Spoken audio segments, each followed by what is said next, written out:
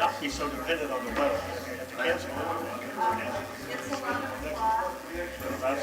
Okay, so are we ready to get started? You guys ready? Okay, everybody, we are going to call our special meeting of the Airpark Advisory Board to order.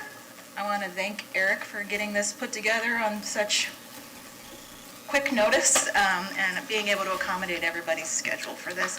And thank you to all the public that has shown up today. It's great to see that the community is here to provide their comment on the future direction that they'd like to see the Airpark go, because I do think that keeping the community involved is a necessary step for the Airpark moving forward. So our first item that we have on here is for citizens to be heard regarding items not on the agenda. So that will be anything except for our main discussion today. So I just wanted to see if anybody had any of those items before we move on.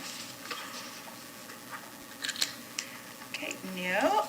So we will start with our discussion of the RFP and the selection committee's recommendation, and I'm going to ask Eric to come up here and introduce the RFP submittal. Good morning, everyone. Eric Gandy, Director of Marine and Aviation. So I think a little perspective is in order on how we got to this place. Clearwater Airpark has been in existence in a variety of forms since 1939. For the last 22 years, Mr. King and Clearwater Airpark, Inc. have run the Airpark for the city under a lease agreement. That lease agreement terms the end of November. Accordingly, we're required to put this out in the form of RFP, or request for proposals to initiate discussions into new lease agreements. It's just a requirement that we have to go through. In this instance, crafting the RFP involves a collaboration between myself and the procurement division with input from this body, with multiple conversations over the last few months with members of the community, members of the aviation community, to come up with a proposal that best fits a vision for this Airpark. And I want to read specifically from that RFP because I think it's critical to see what was asked for. The project goal was to emphasize flight and neighborhood safety, and also to bring higher value but less intensive activities. I think that's a critical part of this because we're sensitive to aviation operations in a community that was built out in the 1960s surrounding an airpark that was there since 1939. So I think we always have to be sensitive to that. And in my conversations with Mr. King and Barbara Cooper over the last few months, that's definitely an issue to contend with. I've been with the city a very long time and remember those times when the neighborhood came out over lengthening of runways and other such items. So I don't want anyone to lose sight of the fact that that was contemplated as part of this RFP. Another component of the RFP that really is important is the fact that the city really hasn't. We operate an enterprise fund. The Airpark is an enterprise fund, which means through the revenues we generate, we pay our operating costs, and we reinvest in the Airpark. That's the model. Over the years, that model has left us unable to invest in any kind of ambitious projects at that Airpark. The revenue is just not there to activate those type of items. So we focus on those which were attainable, replacement of hangars when we're able to, safety issues and things of that nature. So ultimately, I also want to explain the RFP process, because I think there's some confusion over how this works. So we've crafted an RFP, and that RFP is put out in the field, it's advertised, and we look for responses from the private sector to see what kind of interest we get. When you look for, when the RFP asks for higher value, less intensive, that could have been anything. It could have been an avionics repair facility there. It could have been a multitude of things that were potentially less intensive, safer activities. So we had 4 responses, and those responses are evaluated by a committee of city volunteers that spend the time that you've spent reviewing the RFP itself, what we asked for, the responses, and then the presentations. Those committee members are from a variety of backgrounds, but the RFP process is crafted specifically to have sealed responses. So you don't have a competitive advantage in one person having, or one firm having the ability to see another's proposal beforehand. And it creates a little bit of a situation because you have this period of time when you've got the proposals in hand. The committee members can't speak amongst themselves over the proposals. We have to score these and evaluate them based on the proposals and the responses we got. We're not supposed to consider political influence. We're not supposed to consider outside influence. We have to look at them from a silo, if you will, because state law ordinances that require us to make sure that the process it doesn't have any kind of outside influence. So hopefully that makes sense on the process, because there's a lot of confusion over that. Why couldn't the public opine on the responses? Well, because they're not public yet. The only opportunity for them to become public is once a selection has been made. And that's why we're here today. On August 22nd, the final presentations were reviewed by the committee. Prior to that, the unanimous committee recommendation was to go with the firm Fly USA. And then post-presentation, we had the same conclusion with Fly USA prevailing and Clearwater Airpark Inc. coming in second. So today,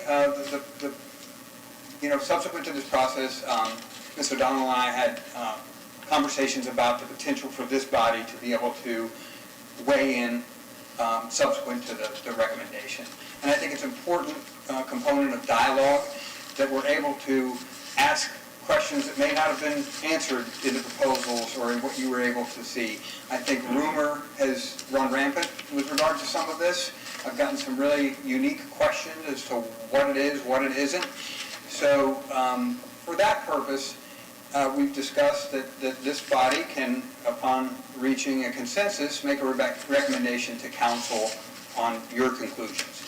And what we've done is I've brought Fly USA here today. I'd like to introduce them. Between their group and myself, we're here to answer any questions. Certainly the public is here to provide public input to help you guys come to a consensus on a recommendation.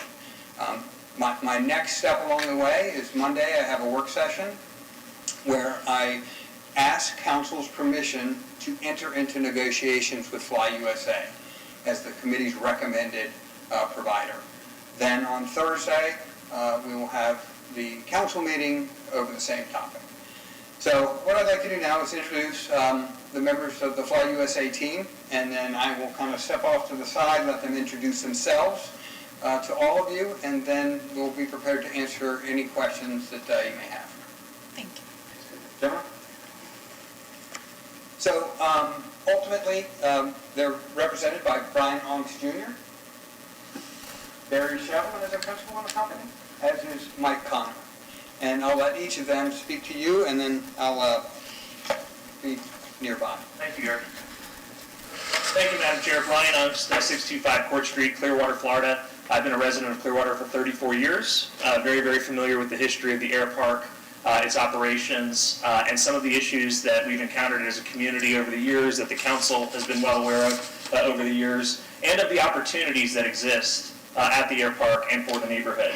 I'm here on behalf of Fly USA. I'm going to let Mr. Shevelin run through a very brief presentation. I handed out some copies. It is more concise than the RFP response and the videos of the presentations to the staff. I do want to point out, as Mr. Gandy said, this is not a final selection of Fly USA.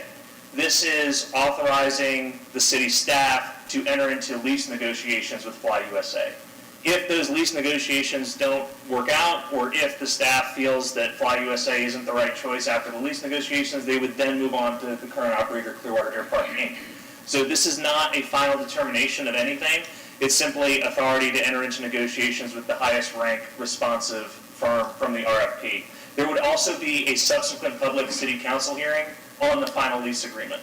So the public will have, and you will have, and I would anticipate we'd have another meeting before this body on the final lease agreement and a recommendation regarding that. Things such as noise levels, air traffic quantities, all types of issues related to security, things like that. All of those things are to be determined in negotiations through the lease. What we were driven by and guided by in responding to the RFP was first, what did the RFP request? And that was what the city was looking for. And as Mr. Gandy said, the RFP focused on safety, it focused on community, on being respectful and collaborative with the neighborhood, and it also focused on higher efficiency and less activity. And that is what we are proposing. We've also been guided by the final Airpark layout plan of 2020. Our proposal is the only proposal that commits millions of private capital dollars to develop and fulfill the Airpark layout plan.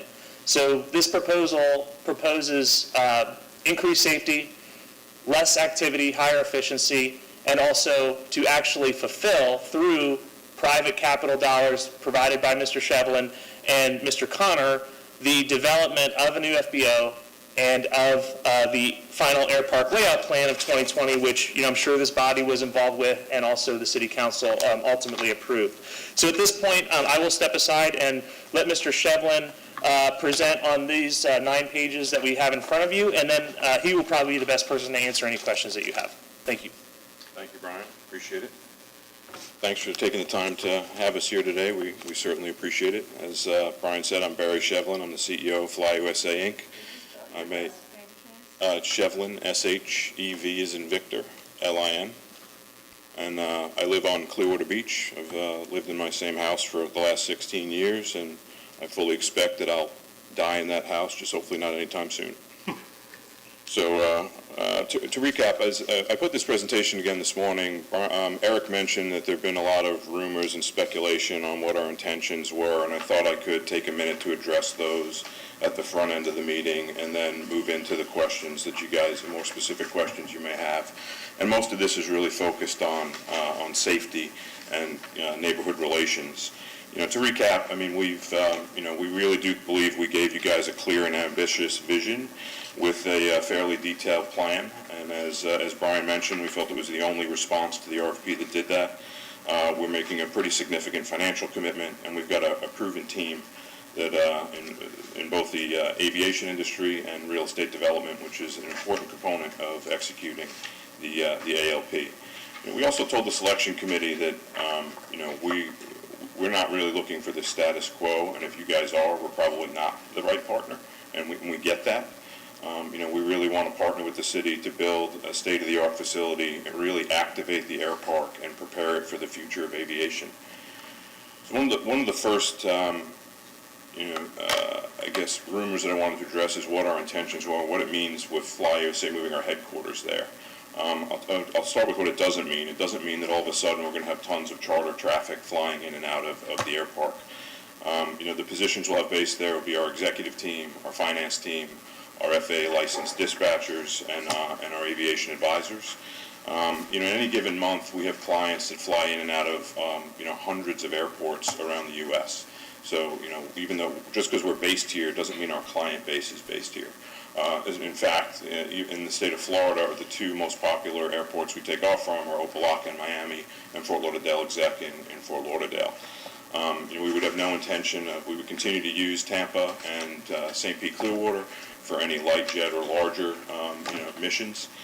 So you're not going to all of a sudden have a bunch of mid-sized jet traffic coming through the Airpark and over the neighborhood.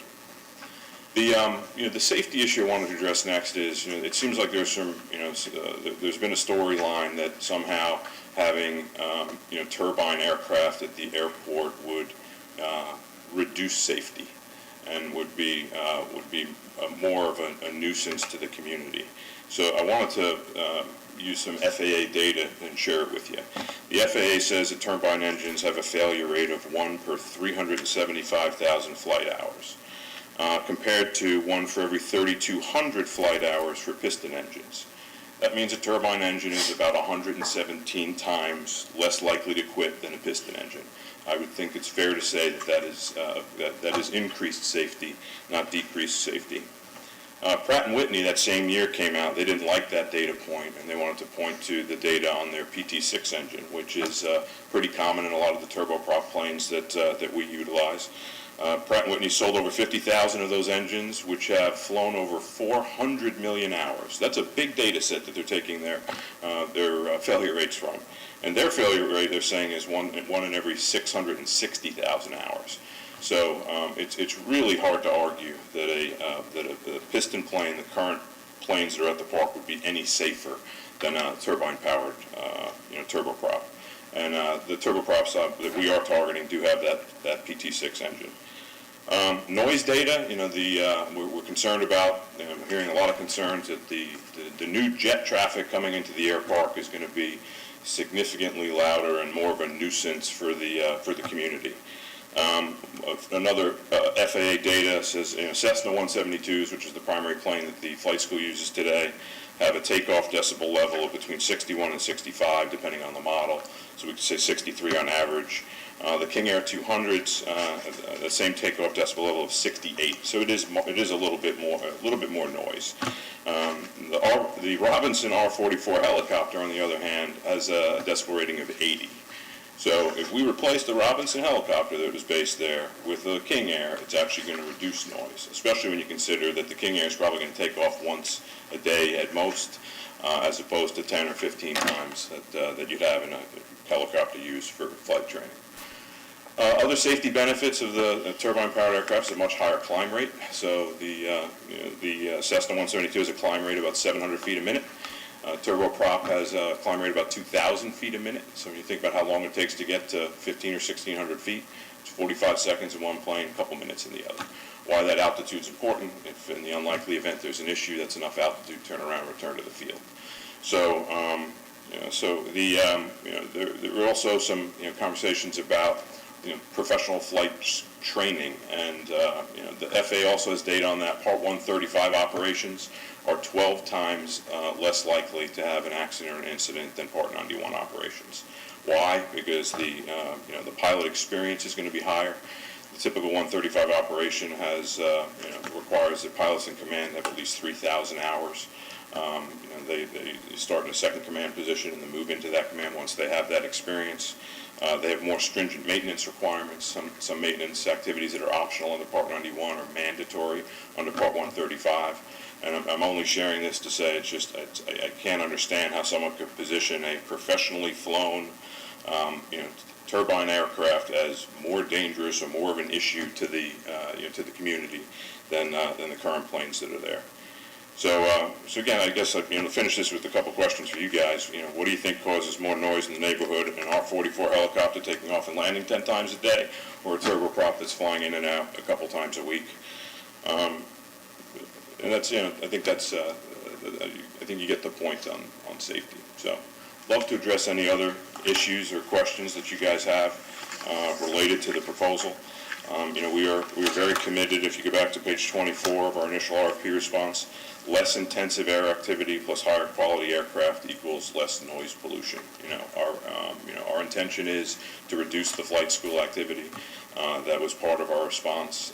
We've already engaged in conversations with the current tenant, and that is something that we are committed to. So, You guys want me to start? Or do you guys want to start? One question. Community involvement with the airport. What do you intend to do with the neighborhood and the city to get them involved? we want to be partners with the city and partners with the neighborhood.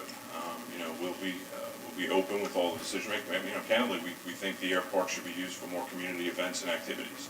That's not something, there used to be more of a sense of community there, going back 10 or 12 years, and that seems to be gone away. I don't know how much COVID had to do with that, or just, different ownership fractions, I don't know.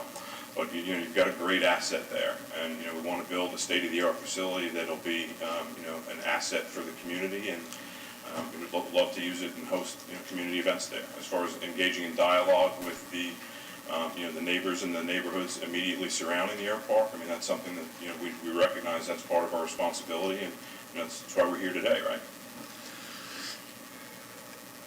I noticed in your presentation, one of the comments was to work with the current tenants. And then I'll read a page later, we're going to take the shade hangers, get rid of them.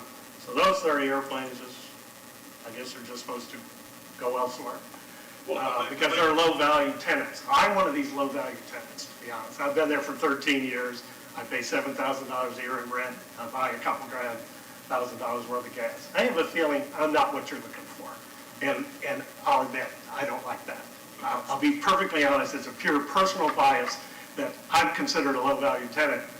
And I think I'm a pretty good tenant. I do Young Eagles flights. I participate in Angel flights like you do. I'm pleased with that. But you can't say you're going to work with the local tenants and say, we want 30 of them to leave as soon as we build a new hangar. Well, I don't get it. Well, first of all, our job was in this response to follow what was in the master plan. You guys agree with that, right? The master plan was the guiding principle. The shade hangers were being removed in the master plan. It was not our idea. It was part of the ALP. The only thing we changed, the shade hangers in the ALP, they were proposed to convert them to T hangers. We're also going to build more T hangers. So you will have two options. You can move to the T hangers, which would have been the same option you would have had under the ALP, or you can move to a pad.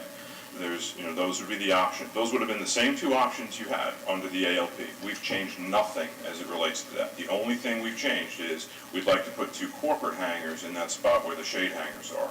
Still care about GA, still want to add the other, it'll be 18, I think, T hangars, so we can accommodate everybody. And it was absolutely, we did not depart from the ALP. That was our guiding document, and that is what, the response required. Is that a fair response? I would have to say, though, as far as the ALP, there's multiple options thrown in there, I would say, just so that those options could come to fruition in the future if they were chosen. However, that doesn't mean tearing down the shade hangers and putting even T hangers there was a preferred, even this board when we had the discussion of it. And the preferred option was to build a hangar where there currently isn't one to be able to bring in more income. And so I wonder if you would be opposed to putting that corporate hangar somewhere else where it would not be removing current tenants and would be able to be an additional income stream. I don't know that obviously we're proposing both, and we wanted to add additional corporate hangars over by the current TVA hangar. But that's not the way we read the ALP. There were a number of areas where there were multiple options. The FBO and its size was one, where there were 3 options spelled out. But I did not see another option for the shade hangers. They're in disrepair. They need to be replaced at a minimum. Is that correct? I've heard that from watching videos of this group. Yeah. So, there's a safety issue with the current shade hangers. That's yeah, correct? repaired or replaced. Repaired or We've replaced. also, I understand there's already funding available to actually rehab those shade hangers. Shade hangers give an opportunity to a little bit lower rent to somebody that's Like me. that's not uber welcome to participate in that's. Sure. I'll be honest, my biggest heartburn, and it's not heartburn, you're doing it good. You're doing your very best effort to advance the city of Clearwater and the Airpark. I don't, there's no personal animus or anything like that. I don't mean it like that. But turning this into Clearwater Jetport, we've got PIE, but you want to get rid of all the training. Where are the Part 135 pilots going to come from if everybody across the country, well, let's get rid of all the training? Well, I'm a retired airline pilot, so I know people have got to get trained. And that's just life in a big city. We have to train. We wanted to reduce the training. We didn't say we wanted to replace the training. Having a flight school as part of this is very clear that we expect a flight school to be part of our plan going forward, and that was clear throughout our response. Good. So you're not, eliminating it that's another, I agree with you, the helicopters are noisy. the last 12 months, the flight training activity in the last 12 months has doubled, right? So it's, that's not a guess, that's a fact. So it's just, and the neighborhood is saying it's too much, it needs to be reduced. So and I think we agree with that. And, especially, and we called it out multiple times in response, the helicopter training is particularly problemsome, not just for the neighborhood, but for other pilots that are trying to utilize the Airpark and land. So, I think we're pretty acutely aware what the issues are, and categorizing this as the jet park is not, I don't think is a fair characterization. We're really talking about, there are 150 roughly planes based there. Our goal over the next 3 to 5 years would be to replace 10% of them with turboprops. So, that should not mean, that means that 90% of the tenants will still be, the similar piston planes to what's there today. So categorizing it as the Clearwater Jet Park, I just don't think that's a fair characterization, and really is not, and I don't know how that could be interpreted from what we, what we responded to the RFP with. I think there's some concern that you're saying that there'd be limited operations right now, but there's really no cap onto how many operations you could do. And, you did say that it's not all of a sudden going to be a lot of jet operations, but what's to say that as your business grows and people see how great the Airpark is, that starts to become a destination for these turboprops and small jets, and all of a sudden, you're having something that's noisier, making more operations, just, maybe not quite as much as the flight school, but those operations are increasing, and then you start having the neighborhoods complain about that as well. Look, there's a couple things that'll be happening here at the same time, right? There are new technologies being deployed, and, we've all read, Hillsborough County Aviation Authority just put a panel together to study what they're going to do with eVTOLs. So there are going to be different ways and different modes of transportation when you start thinking about the term of this lease and what we want to do with this facility. And, I think, we should be rowing in that direction. We don't have, it is not our intention, but we're also, look, we don't want to expand the hours either. We were the only response that didn't propose, opening the airport for 24 hours. We never, we said we want to maybe extend the FBO being staffed by 2 hours, from 9 p.m. to 11 p.m. But we're not looking to change anything from 7 a.m. to 11 p.m. That's what the city wants, that's what the neighborhood wants. We support that. We get that you have to, if you want FAA funding, you might have to have 24-hour operations. We weren't proposing that. So some of the things we're proposing are a lot less restrictive than were in the competing bids. So it's, look, we can tell you what our intentions are. I think, some of the things you're concerned about, I suspect can be addressed in the lease negotiations. But we're not at that point yet, right? We're just looking to get to the point where we can negotiate a lease with the city. And I think the city, if they have those same concerns, would address them in the lease.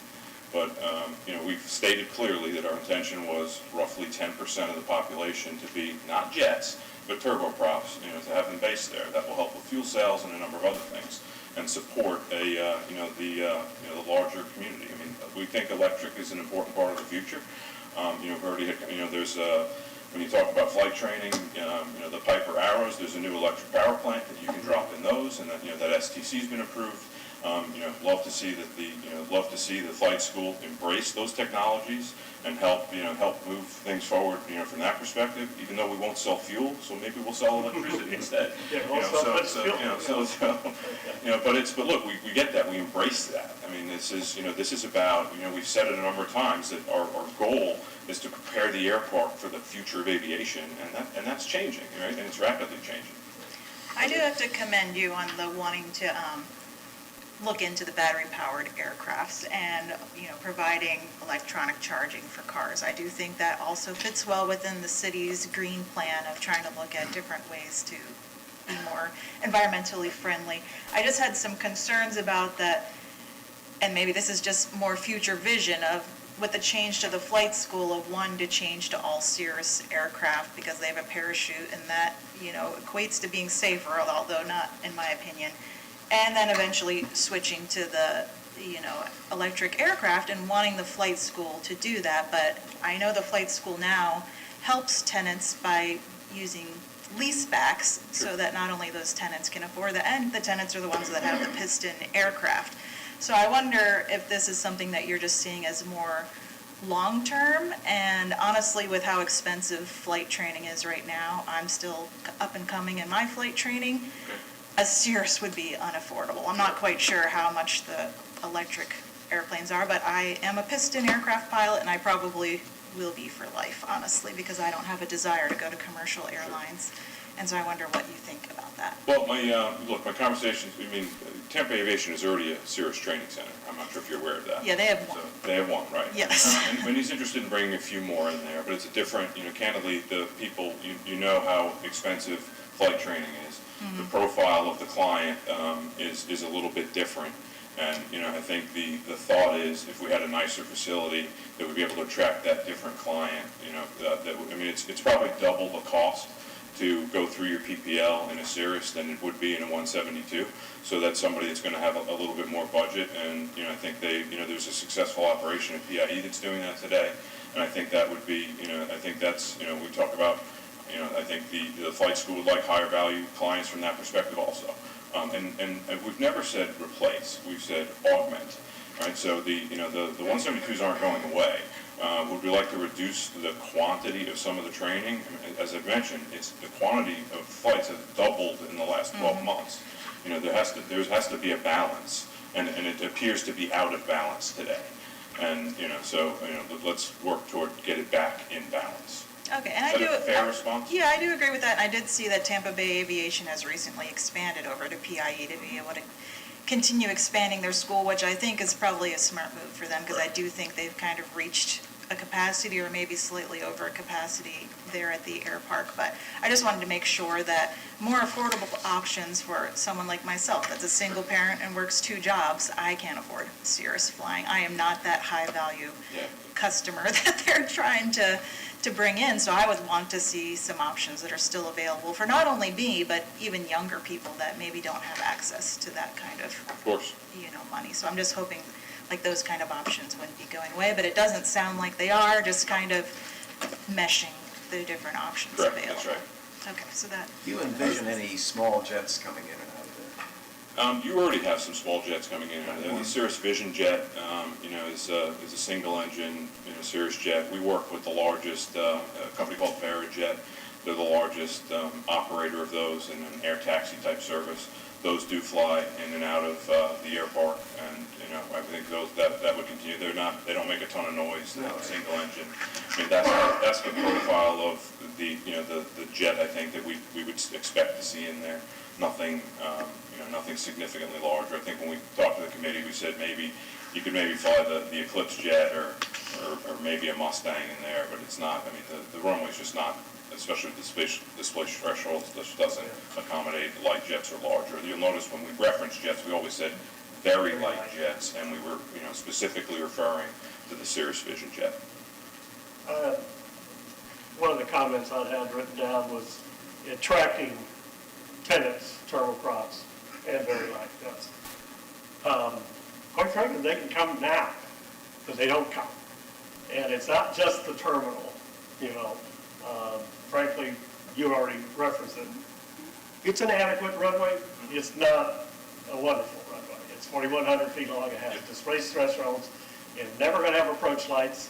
It has houses and trees off both ends of the runway. The airport's closed for 8 hours a night. You're not proposing to change that. I'm not proposing to change that. And it's an airplane that's very difficult when it's IMC conditions, that you can't make an approach in there. You have to make an approach to PIE and take a special VFR clearance to get on. It's hard to get out of here. I've sat there on the end of the runway for 30 minutes on an Angel flight trying to get an IFR departure because you got to wait till PFI. So what I'm trying to say is that a corporate-owned turboprop is really in a very good airport to operate because you can't operate 24 hours a day. You can't be sure you can arrive back here at night. I know you propose an LP plus B. I hope you get it.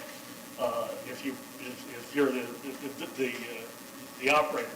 I sat here on this board 7 or 8 years ago when the predecessor to Eric brought an expert in and said, you can't do it. The corporate hangars are too close to the runway.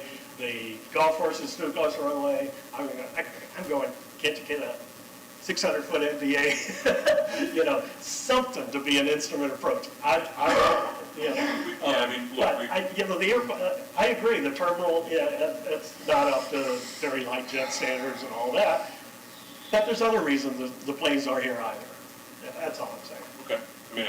I agree with a lot of what you're saying. I think the instrument approach is important. We talked with a consultant, we named him in the RFP. Yes. That's all they do. That's what they do for a living. And, so we felt that that they were giving us good advice and, what their recommendation to us and what they thought was possible. Now remember, what they thought was possible is just LP plus V, but also, 500-foot minimums or Yeah. 550-foot minimums because of the water tower. So it's, I think it was because of the water tower, but it's, so certainly not 200 feet like BIE, but it's something, and that Yeah. certainly, again, increases and improves safety.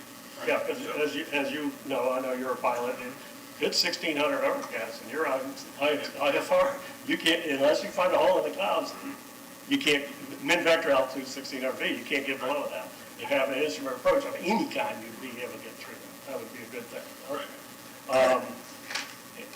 And I talked about instrument departures, yeah, because of since we don't have a tower, and there's certainly no proposal to have a tower, you can't get a takeoff clearance, so you have to get this takeoff window, and then BAE's got to be really quiet for that. Okay, I'll shut up for a while. I have questions about your vision for the frequency of flights out of there. In the handout you gave us, it says that there won't be a sudden increase in turbo flights in and out of the airport. So when does the increase in flights meet your pro forma for the revenue increase? I mean, A lot of the revenue increase in our pro forma is less about fuel sales and more about the additional real JP4, estate. 90,000 gallons. Yeah.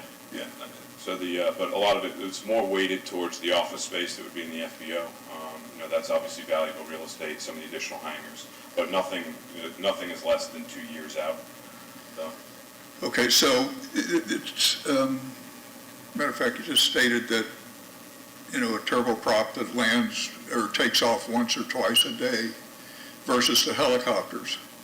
If you've got 15 of them sitting there and they're under lease or they're being leased or they're charter aircraft, they're just going to sit there.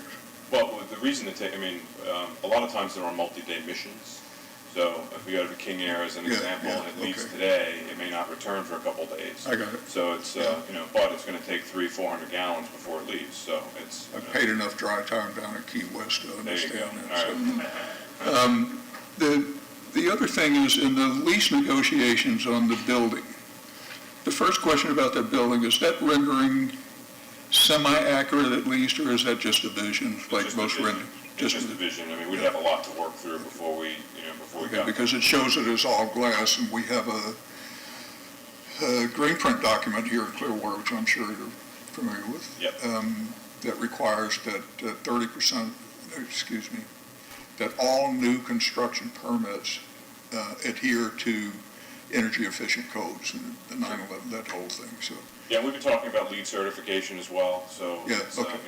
We are thinking about those things, and, and those are things that we would, I think Mike could speak to that better than I could. Yeah. But, that's certainly been part of the conversation. But this is, the drawing you saw is just a concept. Yeah. We are not, I'm we are not familiar. far enough down the road to. I've used rendering, so. Yeah. The last thing I have a lot of questions, but in your negotiations with the city, should this move forward, you intend to locate your corporate headquarters in that building. That's correct.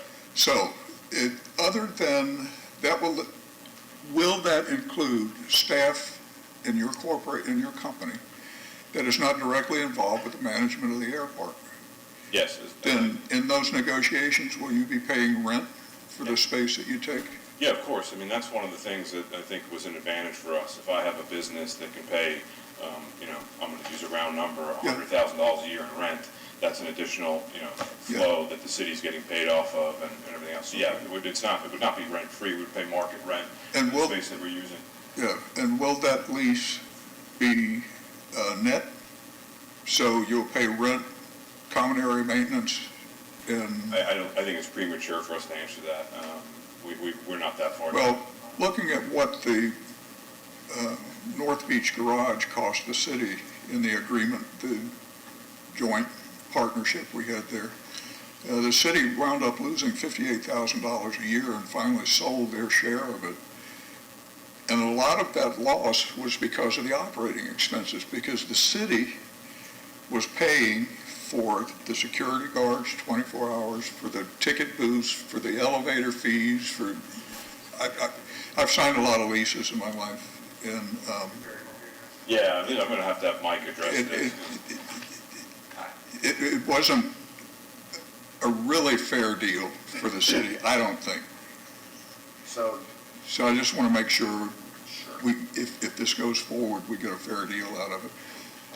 Yeah, So the way that, Michael Connor, 3110 Bayshore Boulevard Northeast, St. Petersburg. C-O-N-N-O-R. Thank you. So to go back to the lease question first, we haven't decided that because it depends how many tenants go in the building. But generally, yes, it would be a triple net lease. Yeah. So that's yeah, the answer to that question. For the garage, when we designed that, we allocated expenses pro rata. So roughly, it was $450 to $500 per space per year. Yeah. That's what the city paid. The city wanted to keep the rates at $2 an hour. We discussed that. We got to $3 an hour to increase their revenue. The city also wanted to subsidize beach parking. So what was it, $40? $40 a month per space yeah. in the city's area. That's the decision they made. So they took that revenue off their side of the deal. Well, yes, and And then part of the negotiation with the city was, we had talked about maybe doing that for 100 spaces, and then later on, the city wanted to increase that to 300 or 350. So that was a dramatic decrease to their revenue.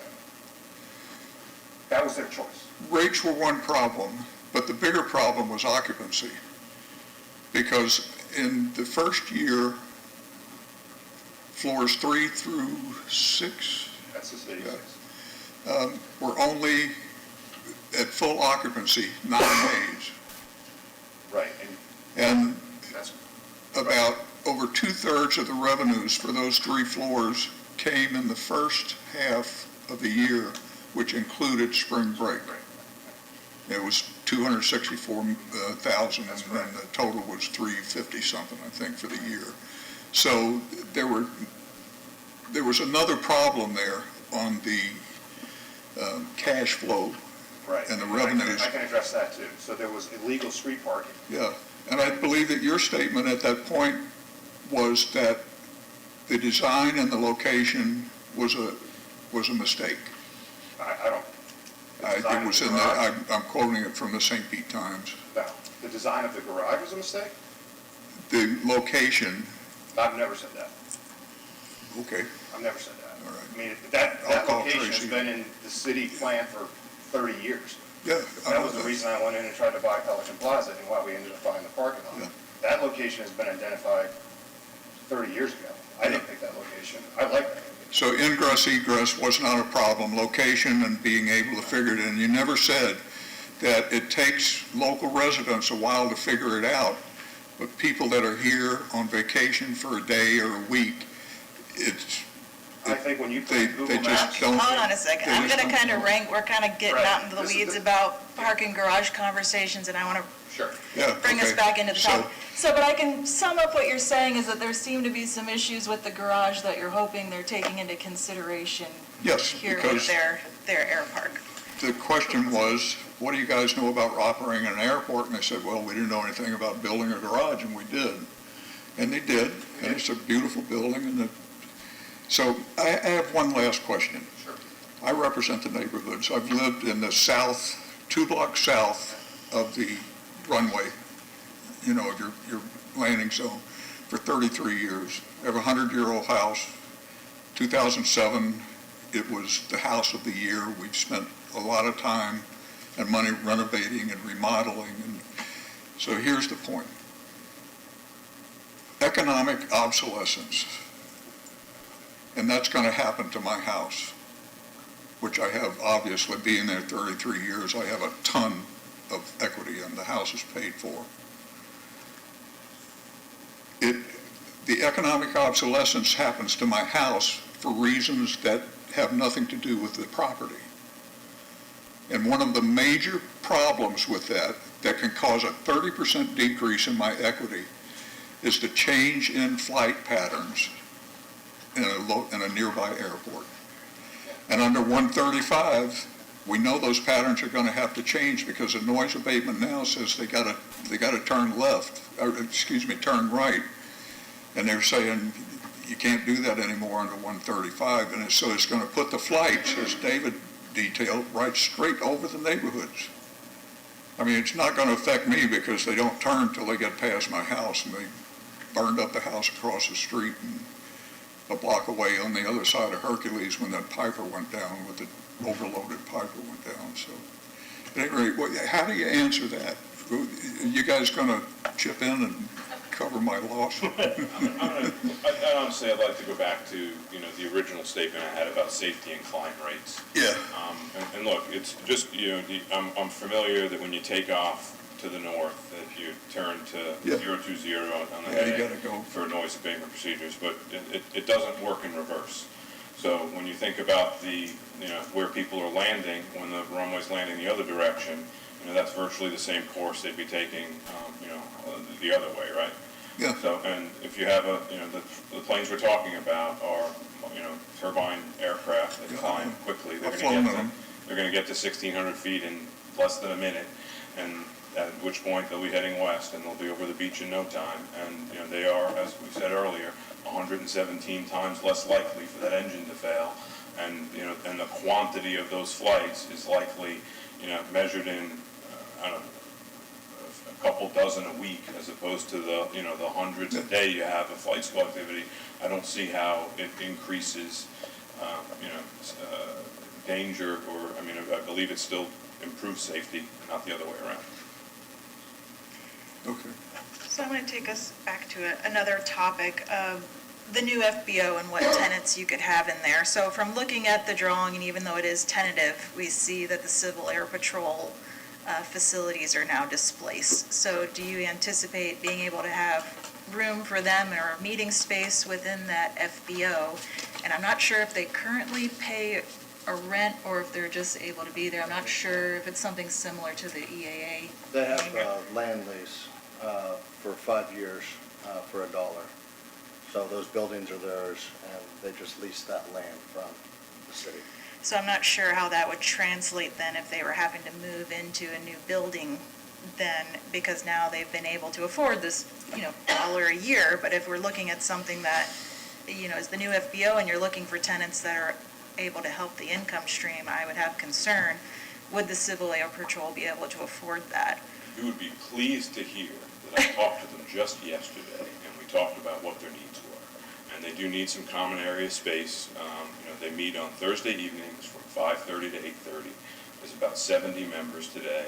Not all 70 show up in any given week. So, we told them we would like to accommodate them, and, a part of the ultimate design will have some common area spaces that they would be able to utilize for the activities, and we'll make sure that they still have space on a drill pad. As I mentioned, we want to be partners with the community, so we made it a point to reach out to them, educate them on what our intentions were, and make sure that, that we can be supportive. I think that's great. I'm glad to hear that. And my other thing was, as far as you wanting to do more community events and activities, I have heard from the local community the same thing that you mentioned, that there used to be more opportunities for them to be involved. And I did see within your FBO proposal that you might have like a little snack shop. But one of the big things that has recurrently been brought up is to actually have at least a small restaurant. And especially if that could be on a second floor, to invite the public as something that they can come to on a regular basis and be able to watch, the aircraft take off and land, maybe even like a little playground area for people with younger kids.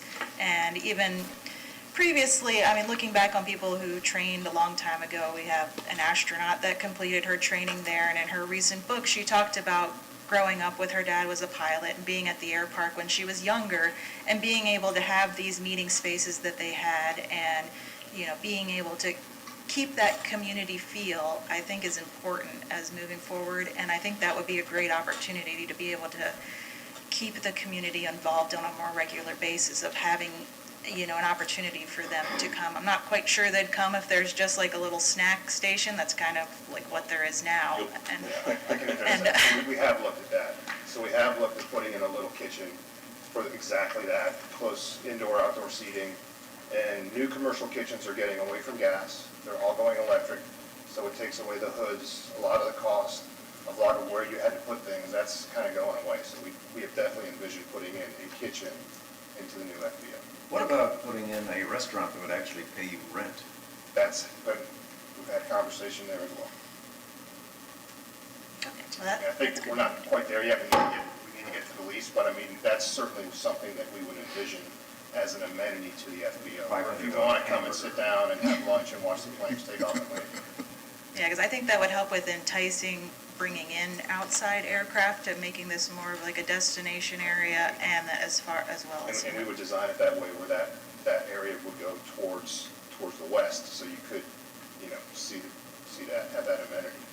We didn't want to put anything in the response that weren't sure we could deliver upon, so we didn't have a cafe or restaurant in there, but I can say that we've had some conversations subsequent to that where, there's more interest than I think we expected in doing something like that.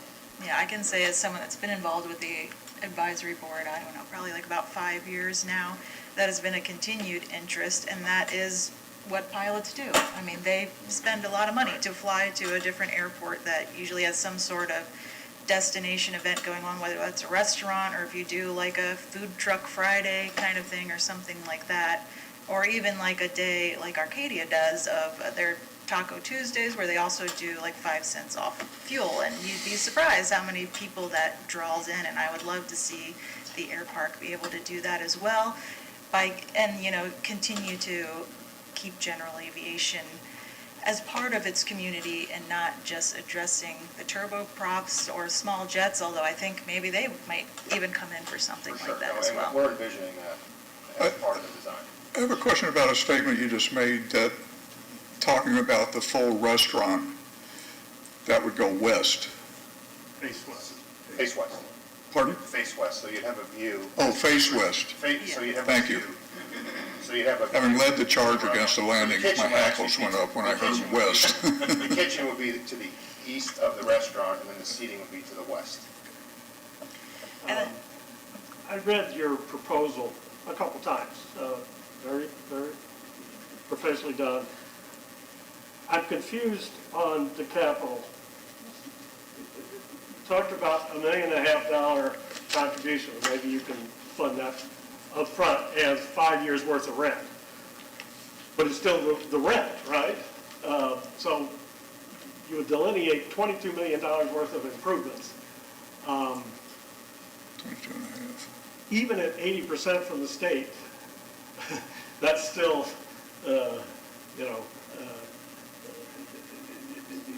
$4 million from the city. I just don't see that happening.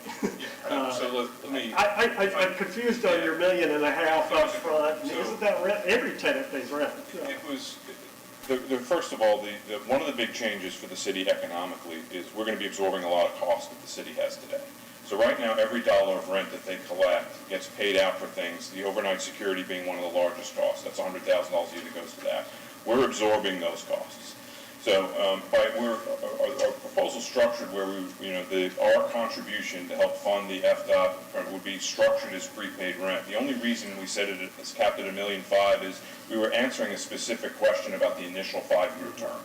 So if we have to commit $4.5 million, then which we're prepared to do, then it would go beyond the first term. So it was confusing because I had to answer the question specifically the way it was being asked. And you're right, it doesn't read well.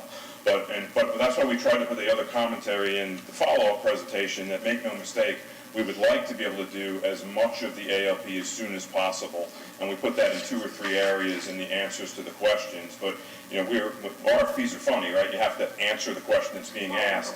And it was very focused on the benefit in that first 5-year term.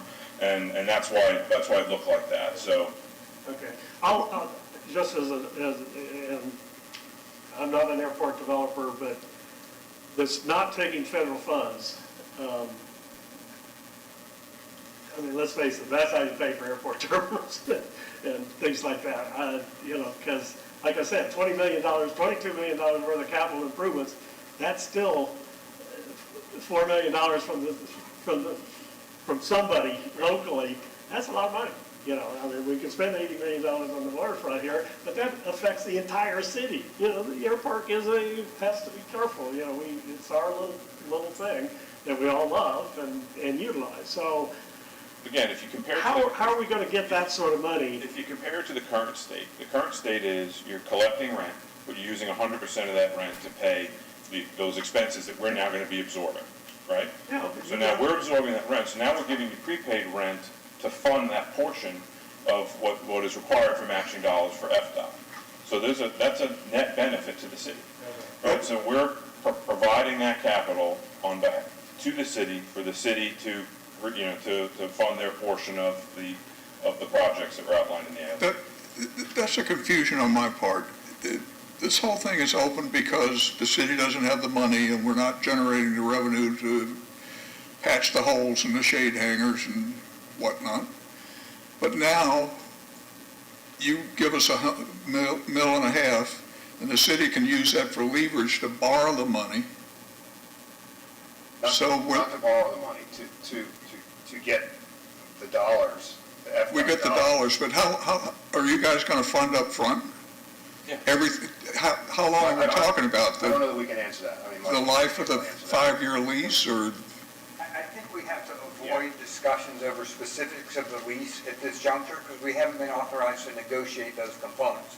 What I would say is this, they're absolutely accurate. When I crafted the RFP, I asked the respondents to absorb the expenses, our operating expenses, that we currently have. Yeah. So just off the top of my head, gross revenue is about $300,000, and we spend about $290 in operating, give or take. In a good year, we may be $70,000 to the good.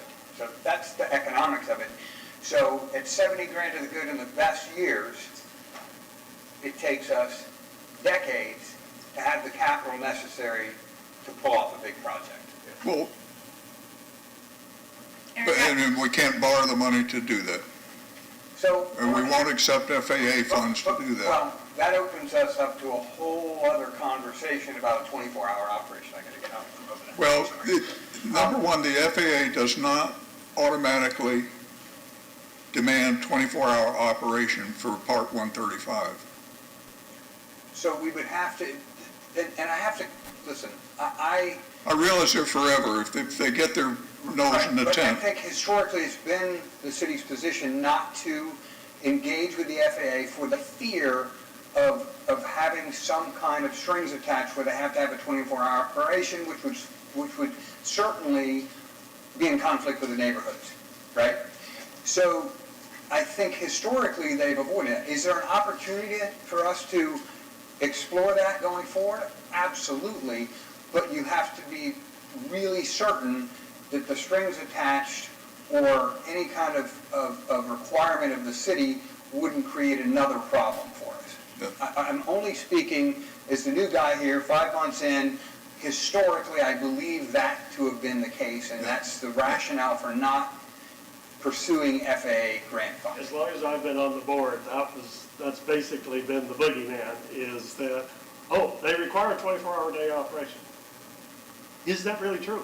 I don't know. I'm not saying And again, that's incorrect. we could certainly explore that I'm going not sure that forward. it isn't just kind of the rumor. It's not. I understand, is every airport in the country that takes forever money open 24 hours a day? I don't It's know. not an automatic requirement. It's on a case basis.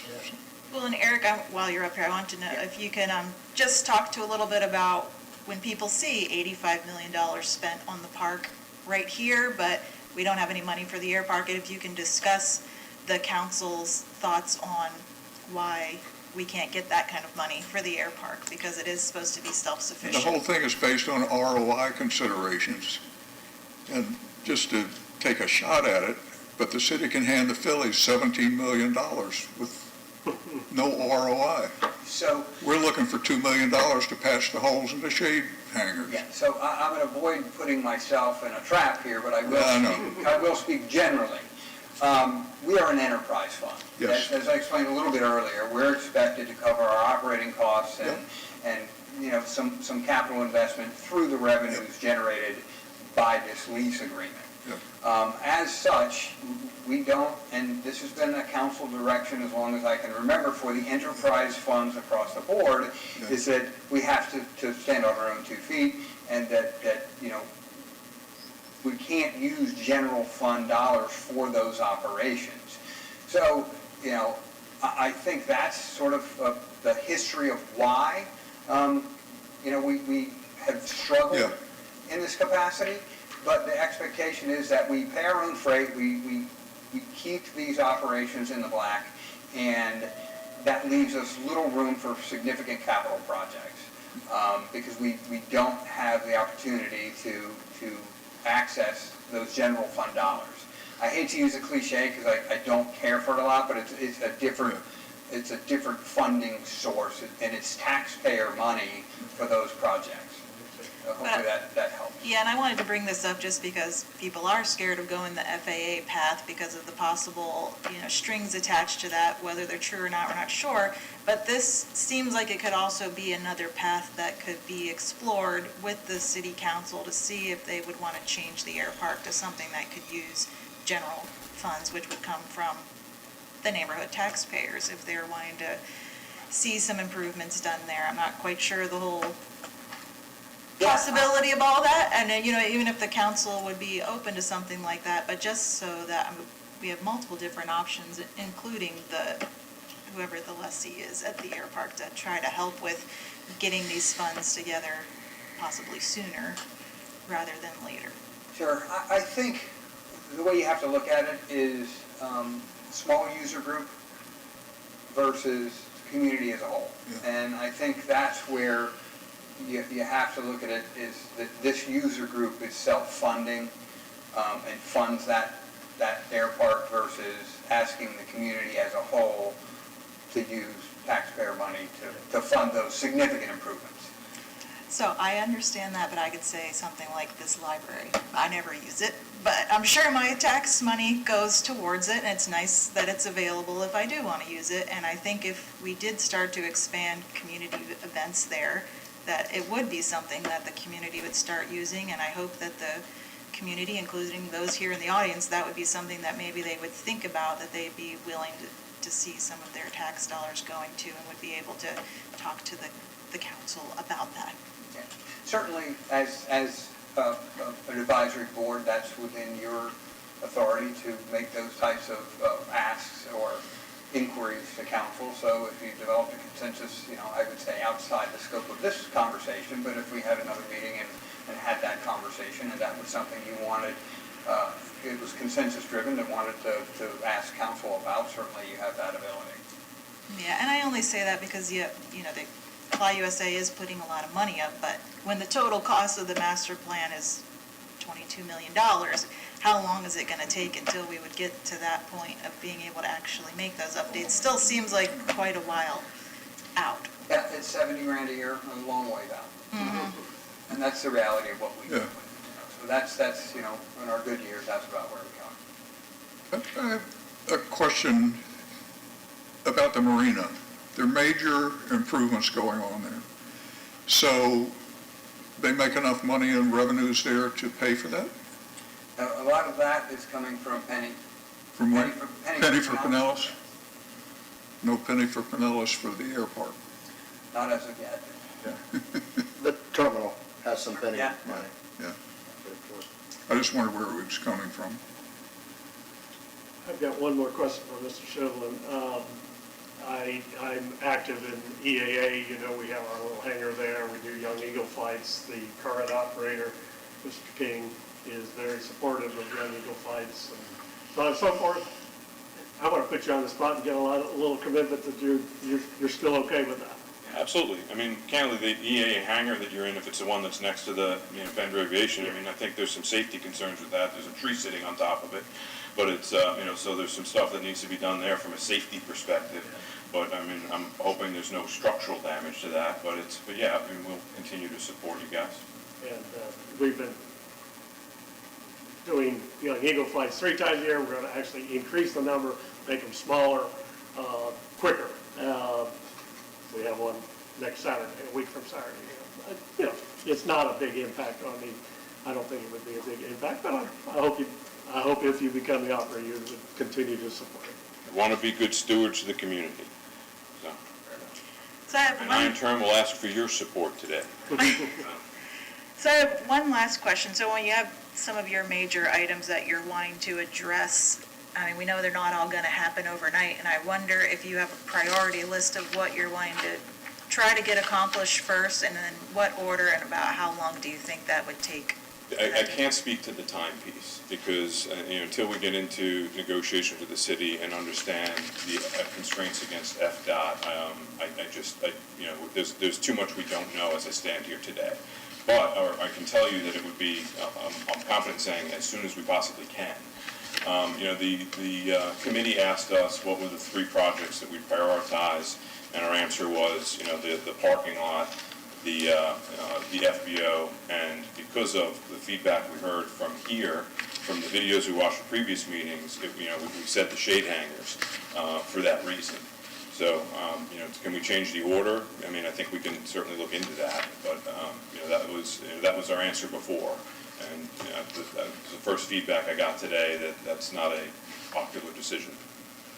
Oh, yeah, and I'm not sure that it was totally clear in the master plan about not wanting to tear down the shade hangers, but I know that's what got me involved in this board in the beginning. As someone that's wanting a cheaper option at the Airpark, I think the grass tie downs and the shade hangers need to stay, Yeah, and, sure. as many as that there are. Grass tie downs, I mean, it's, we certainly, I think the master plan has them, because of the taxiway expansion and expanding some of the pavement, you may lose a few from that, but there's also more room in other areas, I suspect. So. Yeah, so I know we had conversations at previous board meetings, so it's on the record to explain what the board, and even some public comment we had at that time, what the desires were. And it seems like the big desire was to keep those shade hangers, and when you're building a new T-hanger, building it down by 3-4, where there's not currently any tenants, because up by the gate, there are some, pavement tie downs. So instead of just replacing current tie downs with something else, like actually generating more income by putting a building in a new area. So I just hope that would be something that you would take under consideration, and I think. Yeah, the plan had additional T-hangers along the fence line on Hercules on the 3-4 end, and then another row next to the current entrance, and those are there too.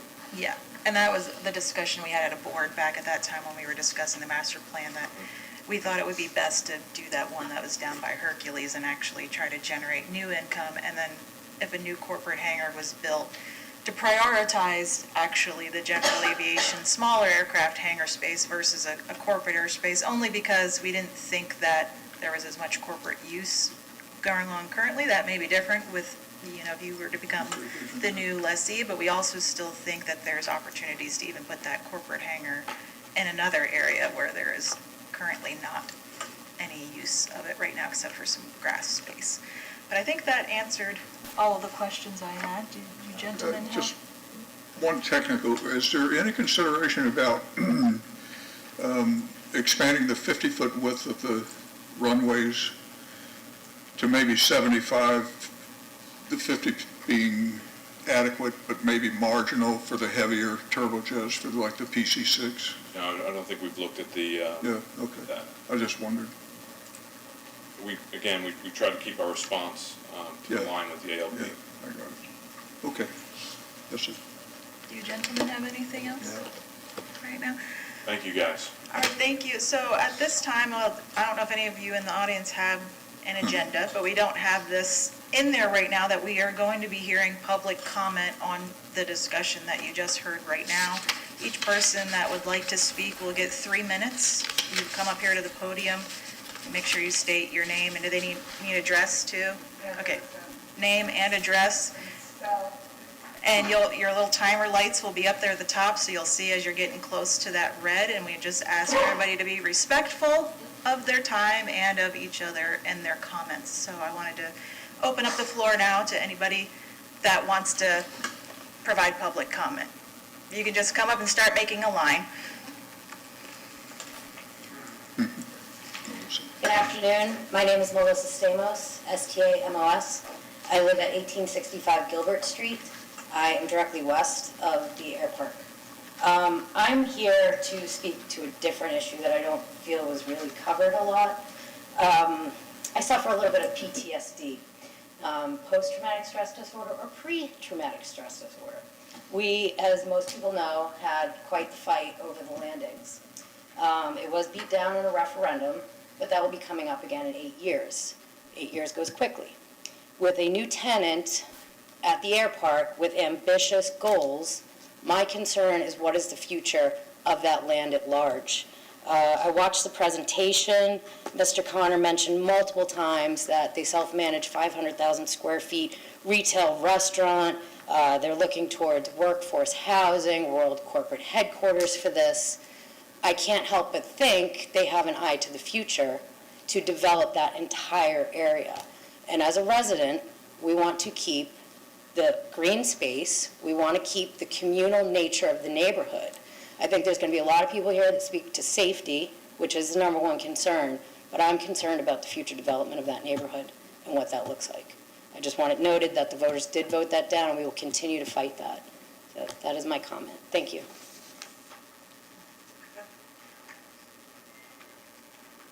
Hi, I'm Christopher Birkland, 1659, Birkland, I got to spell it. B-U-R-K-L-U-N-D. L-U-N-D. What is this? 1659 Palmwood Drive. Okay, I'm directly south of the airport. Now, in your comments, you talked about community, but you didn't address the one community that's being affected the most. Please, sir, you gotta speak directly forward. Wherever your voice don't pick up. Okay. You didn't address the one community that's being affected the most. That's the community at the Airpark.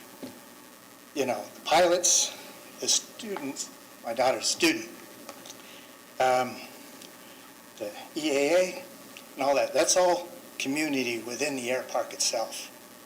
And there's no shortage of that community. You know, I rent a hangar there. Barb can probably tell you, when I moved there, it took me 2 years to get a hangar there. The waiting list was that long. There's no shortage for pilots with airplanes that want to be at the Airpark. So, what you're doing in this community, excuse me, is you're displacing the people that are already there. You know, if we did this anywhere else, in any other part of the city, go in and say, we're going to displace you to put in higher value people. You know, how would they respond to that? You know, that's kind of a airport gentrification, I guess you would say, to come in and put in more higher value customers and displace the people. And I remind you that the people at the Airpark are also citizens of this community. So you're displacing citizens for higher value citizens. And I have a problem with that. Your numbers don't add up. You're saying you're going to build 18 more spaces and displace what I get, 30 people for those 18. Doesn't add up. Now, final thing. You didn't address the fact that you're putting the Airpark in direct competition with PIE. PIE's got proposals very similar to this to handle corporate aircraft and everything. They've taken over the golf course over there. How is that going to be addressed? Your competition is coming. So I think the Airpark itself has to stay a community airport for the community that's both around the airport and at the airport. That's all I have to say. Good afternoon. Beth Davis, 1962 Harding Plaza, Clearwater. Davis, D-A-V-I-S? Yes. So thank you for all your work. Obviously, we need the money. The airport needs to be safer and fixed. And I'm about the money and the bottom line. So my concern is this. There's $22.5 million. The first 5 years, we get $1.5 million, and it is towards rent. And somebody, I realize it's not the general fund, but it still feels like it's going to be taxpayer money, And the city of Clearwater is very good at moving money around. We're getting ready to have October hearings about shifting money from rent relief and housing issues that should have been funded to another fund. And so somebody, and it's probably the city of Clearwater, it has to be, that's going to pay $21 million in the first 5 years, because we're only going to get $1.5 million the first 5 years, which is wonderful. Thank you for funding it. But $21 million is going to come out of some Clearwater budget, I think, to pay for these buildings, for a parking lot and for a building that we didn't expect. We shouldn't keep double wides, but I would suggest I vote no on this. And even though we all vote no, if you all vote no, it's still going to go in front of the work session and the council will consider it and the negotiations will continue. But this bill is out there and we didn't expect that. We just want a good, safe, modern Airpark for all of you to enjoy. Thanks.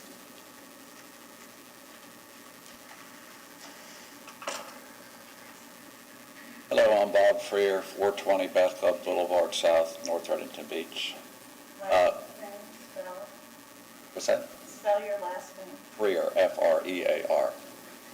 I'm deaf from jet noise. I am captain for American Airlines on the 787. I have in excess of 30,000 hours. I've flown my entire life. I'm active in civil aviation along with airline aviation. I guess 3 minutes I could probably talk for hours about different opinions. I just recently heard about this, so I'm trying to catch up, and I've learned a little bit from what they said there. My basic thoughts are, first off, I think the city needs to decide if they had a mission statement for this airport, what would it be? Is it to get as much money as you can?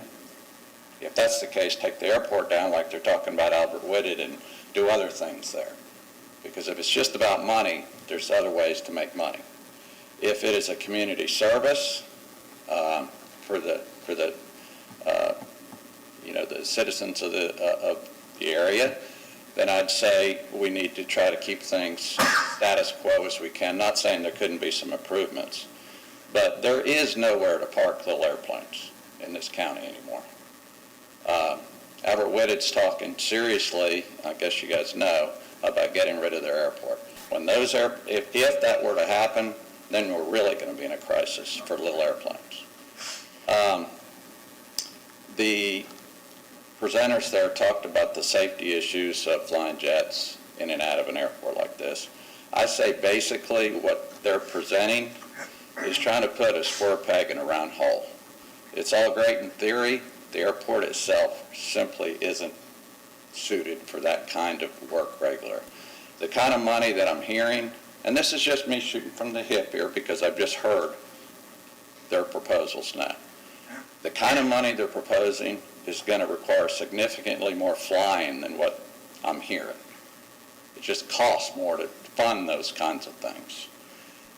They've openly admitted that they're going to be less frequency. Frequency from guys like me and other people that fly little airplanes there. For people that are better or more fluent, like to fly Cirrus, like you brought up, most people can't afford to fly even the smaller planes to learn how to fly, let alone to have to go right into flying a $900,000 airplane to learn how to fly versus my $100,000 Cessna 152 or $50,000. So again, I could talk for a long, long time. There's a lot of aspects to think about in this. I can tell you one thing. I don't know what dBs are going on, decibel ratings, but a jet and a turboprop is significantly louder than a reciprocating engine. It's just the way it is.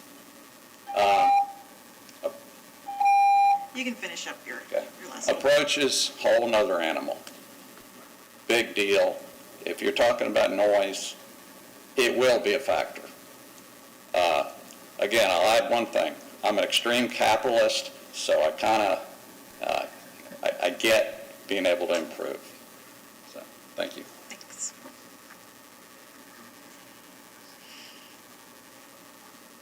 Hello, my name is Paul Dorick, D like Delta, O-R-I-C. Good to see you all. Most of you, or some of you know I was on the board for quite a while. and heard about this proposal. And the first thing I'm going to do is comment on some of the statements made by the second speaker promoting the safety of turbine aircraft because of the engines. And I would agree with that. I don't think the safety issue at this small airport is engine failure, but the increased risk of high-speed aircraft intermingling with smaller, slower aircraft and increasing the chances of a mid-air collision. The number one airport for mid-air collisions is an uncontrolled airport, especially mixing higher speed aircraft with slower speed aircraft, in particular with flight training. In the last couple of weeks, there was a mid-air collision at an uncontrolled airport in Watsonville, California, where a Cessna 152 was turning base to final in a twin nest, which is, I don't know what that speed would be, 60 knots maybe, and a twin Cessna, a twin engine prop coming in at higher speed, and they collided right there. In fact, most of the collisions, uncontrolled mid-air collisions, happen below 1,000 feet. So, and the previous speaker spoke about approach noise between turbine aircraft and small planes, and that's a big deal if you've ever been in an airport near the approach end of the runway, how loud it is.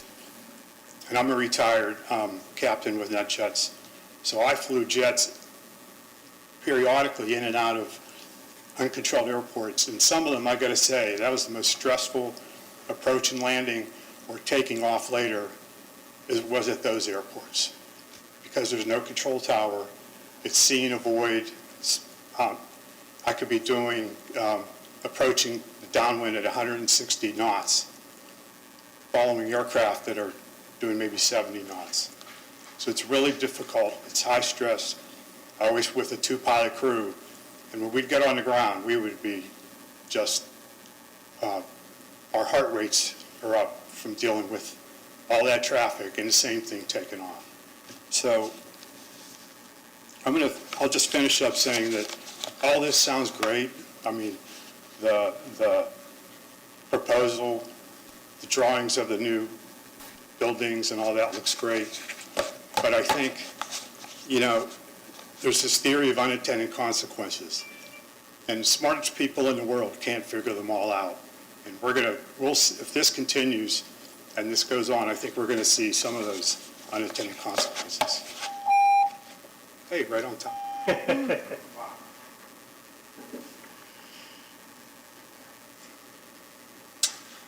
My name is Nicholas Barrows, spelled B-A-R-R-O-W-S. I live at 3417 Clarine Way East in Dunedin, Florida. Good? Okay. So I currently own a management company that's got airplanes at both PIE and Tampa. We operate a few jets. We operate a 414 and a King Air 350. My history with the Airpark goes back to 2005, when they hired me on as the chief instructor. And I've been flying out of there ever since. I currently fly a Cirrus that's based out of there, and I fly the 414 in there regularly because our maintenance is done there. For the entire time that I've been a part of that Airpark, back then I was there with two different owners of the flight school. The problem that I always saw was no one ever wanted to put any money back into it, ever. The owners that were there never reinvested their money. And it has been just a gradual decrease in the way that it used to feel. It used to have that community feel. It used to be different. We used to have the events there. The table of knowledge, now given, a lot of the table of knowledge has passed on, but that was something that I loved back when I was at the Airpark regularly. Listen to the guys talk, the guys that were at that point, 3 times my age. Half the stuff they talked about was nonsense, but I loved listening to it. And to this day, I think a couple people hang out there. That needs to come back. The community element is just not there. If you drive around, if you take an Uber, and I do back and forth between the airports a lot if I have to move my airplane for maintenance, I'm going to the Clearwater Airpark. You're going where? These are people that drive around for a living. They don't even know this place exists. It's not even on their radar. that there's a little airport there. I think that needs to change, and I think coming in here, having a nice FBO, maybe putting in a restaurant, and I'm not saying we're trying to attract a bunch of turboprops and jets. The safety thing has been brought up, and I'm sorry, I fly into Jacksonville Craig all the time. That's a 4,000-foot runway. We fly into there with the jets, and it's no problem.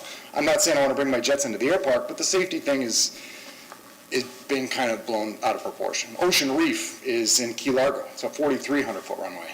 They land Falcon 900s in there. So the safety issue is been blown out of proportion. Turboprops and jets can get in there. They're not going to. You might see some more King Air traffic. I think that's a good thing. I really do. You're bringing in a different clientele, and you're not trying to displace the other people that are there. You're just bringing more people to become aware of the Airpark. Know that it exists. Bring that family element. I've got 4 kids. They love that place. I remember them hanging under the oak tree. We had a birthday party there one time under the tree.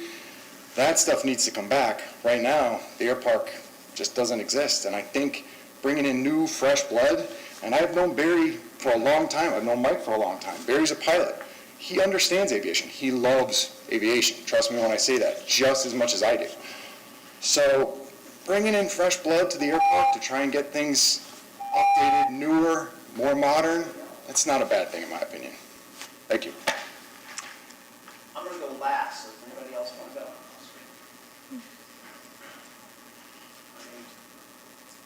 David Boyle, B-O-Y-L-E, and the address is long. 14810 RUE, skip a space, DE, skip a space, Bayonne, Unit 2C, Clearwater, Florida.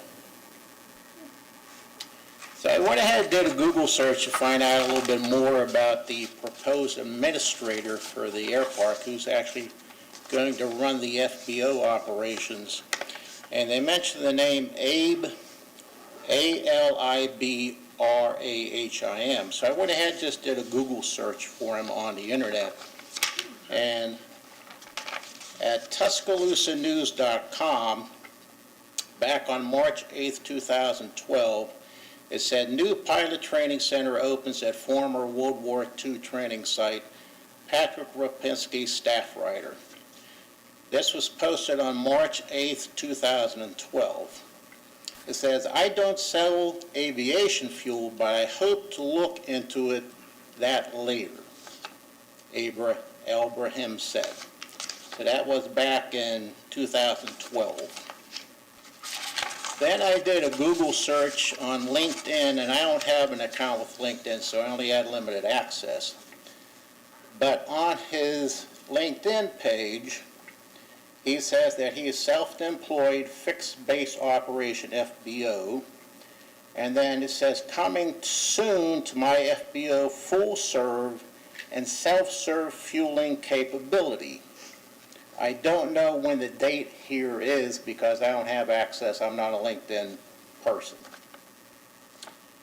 So when I went to the General Aviation Company, FBO, General Aviation Center, they don't mention anything about fuel capability. So I was wondering if this is the person who's going to be handling day-to-day fuel services, because they mentioned about installing a self-serve facility. He was a part of the process, sorry, but they were third, so he's, That wasn't our proposal. that's not their That's what I was proposal. going to ask. I Yeah. did not think that was. Oh, so that one's gone? Yes, Yes. Oh, I apologize. that's okay. Go back to Google. Okay. Everybody's a detective now. Good afternoon. Frank Scalzo, S-C-A-L, Z like zebra O, 17, S-C-A-L, Z like zebra O, 1772 Carlisle Street, C-A-R-L-I-S-L-E, Clearwater. So I'm on my lunch break at work, so to come here, usually I have the meetings at 3 o'clock in the afternoon, so I cannot attend, but I do watch them online. And let me just maybe dispel some of the rumors about me, that I think my name probably has been floated around. I'm not the only one that has a problem with the intensity at the Airpark right now. I have an email and a contact list of about 10 to 15 residents north of the Airpark that we do communicate. Last year, Mr. King was kind enough to meet with me and a couple of my other neighbors. At the time, it was your predecessor, was there also, and they agreed to hear our complaints, especially about the helicopter traffic. I've lived at that house for 26 years, and there's a reason why the last few years is when you're seeing my name pop up. Mr. Shevlin kind of confirmed that I wasn't going crazy, that the traffic from the training facility did pick up considerably. They added helicopters about 5 years ago without anybody knowing. Prior to that, we never had helicopter training. If they did, it wasn't every day, all day, or all day.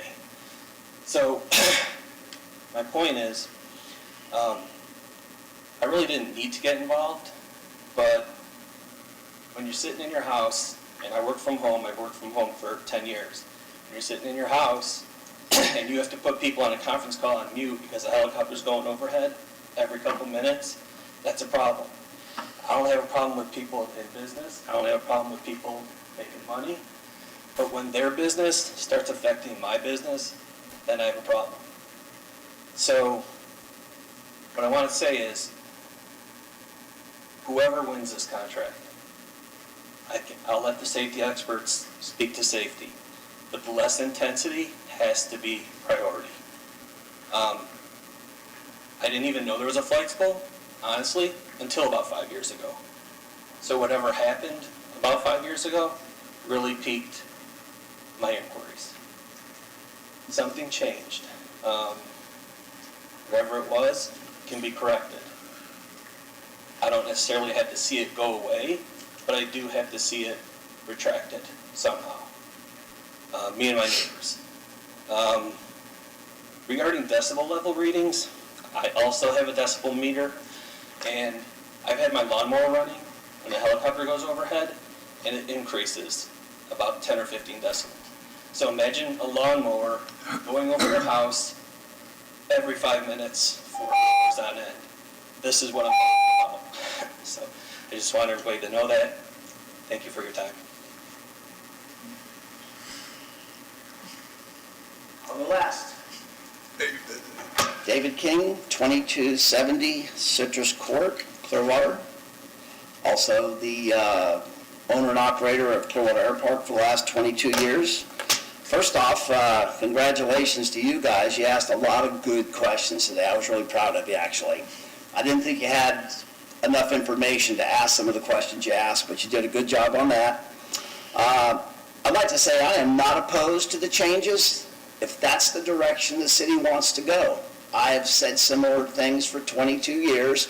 If you want to make more money, you got to bring in different planes, or you got to do something different than what we have.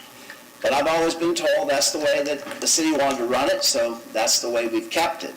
I'm also the person that's guilty of taking the airport off the tax rolls and only paying them $5.3 million in the last 20 years. Not a lot of money, but it's $5.3 million more that we weren't getting before, and none of it came from the community's tax base. There's a misconception at the airport, not all the people there are rich. Actually, most aren't. And the people that come out there know that. We've had a waiting list for 22 years for people to get there. So the people that may be displaced by changing out the shade hangers versus rehabbing them, they are going to have nowhere to go, period. I've been here 22 years, guys. I have a list that's on my desk. We've had it for 22 years. It has never gone away. So I'm not saying that's the biggest thing in the world. I'm sure they'll find somewhere to go, but it won't be around here. I understand what Nick is saying. Turboprops come and go all over the country, all the time. The big difference we have here is we are slap dab in the middle of the neighborhood, And if we just have, I don't want to be the gloom and doom guy, because I was told last week I'm gloom and doom. I'm actually a realist. You know, IFR departures you brought up is a big thing. I talked to St. Pete Tower. I also talked to the previous St. Pete Tower manager that was there 20 years. When they leave the airport, they are going to get a clearance. It is going to be 270. They are going to climb to 1600. Now, can they get a different departure? It's possible. They can take off VFR. Most corporate traffic wants an IFR clearance on the ground, so they get the separation. My concern is accelerate stop distance on the small airplanes. Barb and I have a commercial multi-engine instrument airplane, helicopter. My partner Barb has ATPs. I mean, we fly all these things. There's a thing called accelerate stop distance. There's a balanced field length. We have enough for the planes to come and go. But what I'm telling you is it is right on the edge. And there's the thing that Paul, actually, previous guy here, pointed out, a thing called the startle factor. Those numbers are put together by test pilots in a brand new airplane, and they know the engine's going to fail, so they pull it back and they do all the procedures. What happens when you're going off down the runway and you don't have any time to make that decision because there is no margin of error? That's my concern. Thank you. That was pretty quick.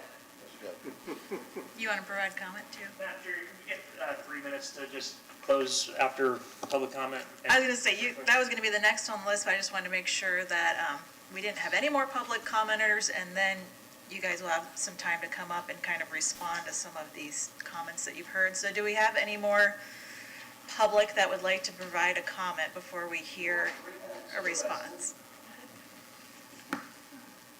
Barb Cooper, 2263 Lake Arbor Boulevard, Clearwater, and the current FBO manager at the Airpark.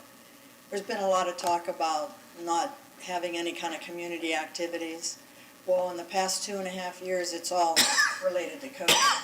The table of knowledge that Nick Barrers referred to, yeah, those guys used to come in all the time and hang out at the tables. About 90% of them have passed away, and the rest of them stayed away because of COVID. They've recently started coming back. They have it coming on Wednesdays. So it's not anything we did. It's what's happened in the United States. And, you know, people are welcome there. We have people that come and sit under the tree, people that bring their children and have lunch. So it kind of makes me feel bad that people are thinking it's something we've caused. We haven't caused this. Everybody's welcome. They're just staying away. And it's not because we have a quad wide or whatever you guys call it. You know, we've managed in that building for the past 16 years, and everybody's been welcome, and they still are welcome. So I just wanted to say that. Do we have anybody else? I want to be the last one. I just wanted to hear what everybody. Sorry about that. My name is Ronald Stryker, 2087 San Marino Way North, Clearwater. I've been a resident here in Clearwater since 1957. I've been a pilot since 1976 at Clearwater Airpark. I graduated from high school, Dunedin, and always wanted to go fly. Well, I'm a mechanic, believe it or not, dressed the way I am. I work on cars, boats, but mostly airplanes. I build engines for these small airplanes. I have a very, very specialized shop. I'm very particular in my work, and I tell my customers, when I'm done with your engine and I'm happy, I know you'll be happy, because I see what goes on out there with a lot of mechanics over the years of what they do to these aircraft engines. And it's getting to the point where it's getting a little scary. So, but here at Clearwater Airpark, I try to work with the community there as much as I can. I got my license there in 1976. Working with Barbara and David at the Airpark, I'm not saying we've had the best of times there, like Barbara just said, because COVID has really hurt us all bad, and it's still working on everybody. But as Barbara, as she said, I think it's coming back, because I'm there almost every day. My shop's 2 blocks from the Airpark. I have a T-hanger there. I paid enough rent there on T-hangers over the years to own one. I think maybe 2. I don't know. But anyway, our airport is a beautiful little airport. It's an air park. It's not an airport. It's not commercial. We don't need these big jets coming in. Now, we do have to have some because we sell jet fuel and we sell aviation 100 octane low lead, which is getting ready to change here in the very near future. But if we get too much more traffic in there with jets and stuff and turboprops, we're going to have some real big problems.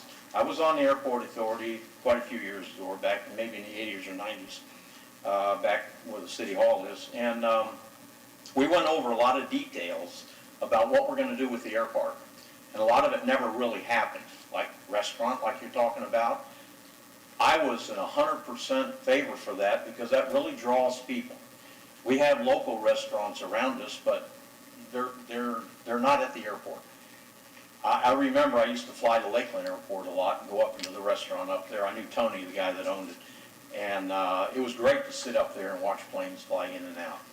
We need to have that. I think the draw would help us tremendously at the Airpark, and I think if we could have some more things happen at the Airpark that would draw more people there, and I think it's going to happen here in the near future because there's a lot of interest. I know a lot of people around. I've been here a long time. And they keep asking me, what are they going to do with the Airpark? What are they going to do with the Airpark? We're trying to do as best we can. But I'm not going to go on and on about all of it. I think everybody has probably said their piece, so I just wanted to interject that. Thank you. So is Ron really the last one, or do we have anybody else that wanted to come up? All right. Thank you, Madam Chair. Brian Ungst, again, 625 Court Street on behalf of Fly USA, Mr. Shevlin and Mr. Connor. First, I want to thank all of you for this opportunity. This is a great opportunity to actually have a dialogue open to the public. The RFP process, as Mr. Gandy explained, is not by nature because it's supposed to be individualized and secretive so that there's no competitive advantages. But what you've heard from Mr. Shevlin is, number one, he's watched your meetings as part of his RFP response to formulate what guidance and feedback this board has given over the years. Number two, it's tailored to the ALP and to realizing the ALP. I want to be very clear. Our proposal is that the city will contribute nothing to the improvements other than perhaps some small penny for Pinellas dollars that they've already allocated. But the money that's going to be provided by Fly USA and the money that's going to be provided by FDOT will pay for the improvements. We're the only plan that has a commitment, a financial commitment, to realize the improvements. Now, I understand the improvements are going to be phased.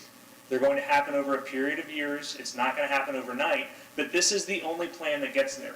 I routinely advise clients in RFP responses. It is not usual for RFP scores to be so far apart. In this case, Fly USA scored 83.6 out of a total 100 points from 5 separate independent city staff reviewers, and the next closest competitor scored 64.4 points out of 100. Typically, when you see like Vennet Group versus Ruth Eckerd Hall for the amphitheater, it's a couple points apart. That shows you how committed and responsive Fly USA was to providing the city with the ability to fulfill its vision and to fulfill your vision through both the specific RFP request to increase safety, reduce noise, increase efficiency, reduce intensity, and to also fulfill the ALP. The landings, we promise you, have nothing to do with this from our end. There's no interest in developing the landings. That was specifically asked by Denise Sanderson, and we said no, absolutely not. There's no interest in developing the landings. It's totally separate, but I just wanted to address that. Obviously, anything related to landings that would require a land use amendment would have to go to a referendum. So that's not in any part of our plans whatsoever, and we put that on the record. Other than that, I wanted to just say again, you could tell Mr. Shevlin is very, very educated on your board, on the process, and on the vision. There's a balance. This is not about displacing anyone. This is about bringing everyone together and making that Airpark better for everyone. And that's what Mr. Shevlin's committed to doing. It's going to make it better for the neighborhood, it's going to make it better for the current tenants, and it's going to bring in new people. That's all we're proposing. And we'd appreciate your support. The agenda item is whether to recommend or to agree with the city staff's recommendation.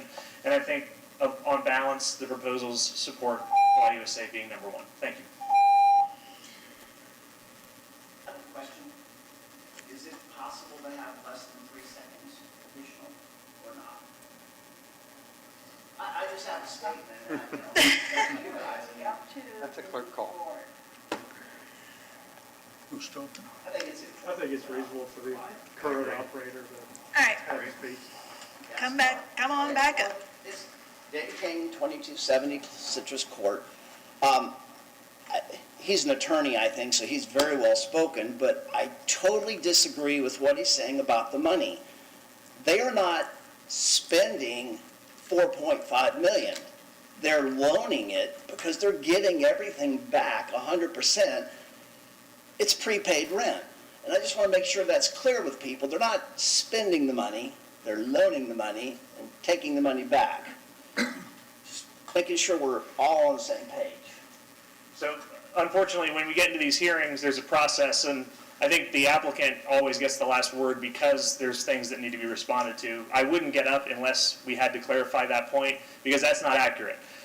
So I'll let Mr. Shevlin explain it more clearly, but the most important thing to also realize is there are overhead expenses that the city is currently paying for that come out of the revenue that's being generated now that Mr. Shevlin and Fly USA are completely absorbing.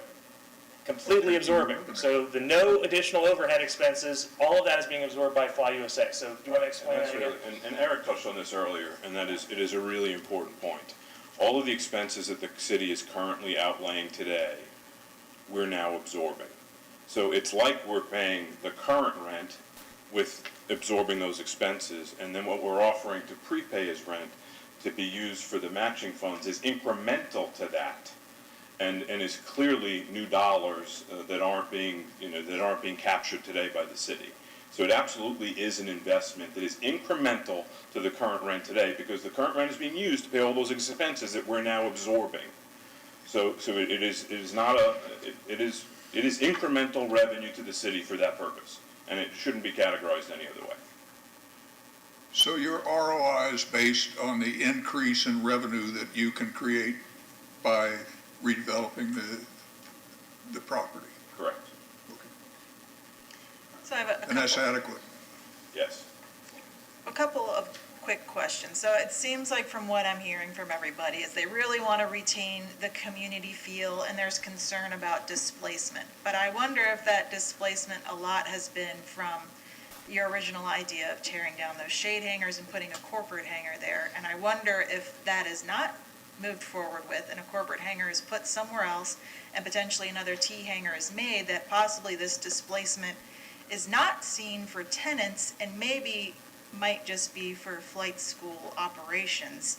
And that may be more of a happier medium for people. So not doing away with flight school operations, but maybe minimizing that to address the community's noise concerns, but not necessarily displacing current tenants. So I'll address the math question before. We're, as part of the plan, and again, we can talk about timing. There are 18, I think, new T hangars being built, which could accommodate 18 of the 30 people in the shade hangars today. And there will obviously be, we're committing to a reduction in the volume of flight training that would clearly free up some other space in other areas.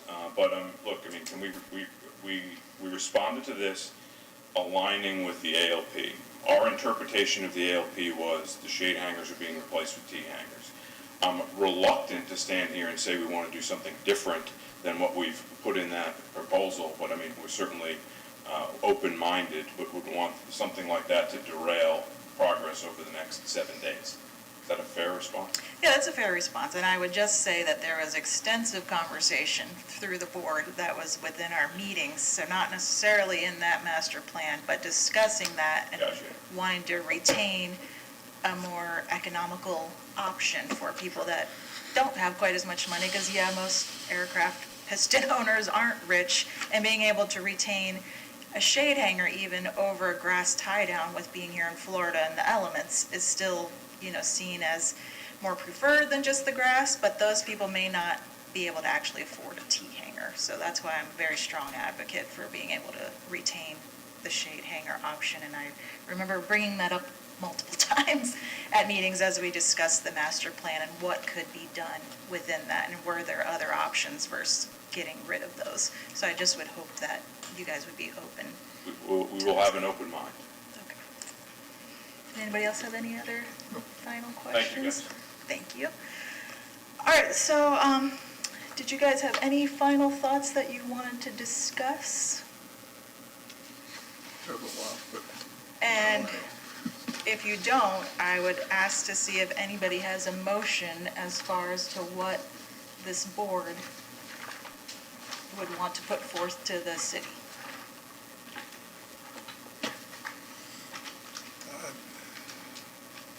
I'd move to go to Fly USA. Okay, do we have a second for discussion?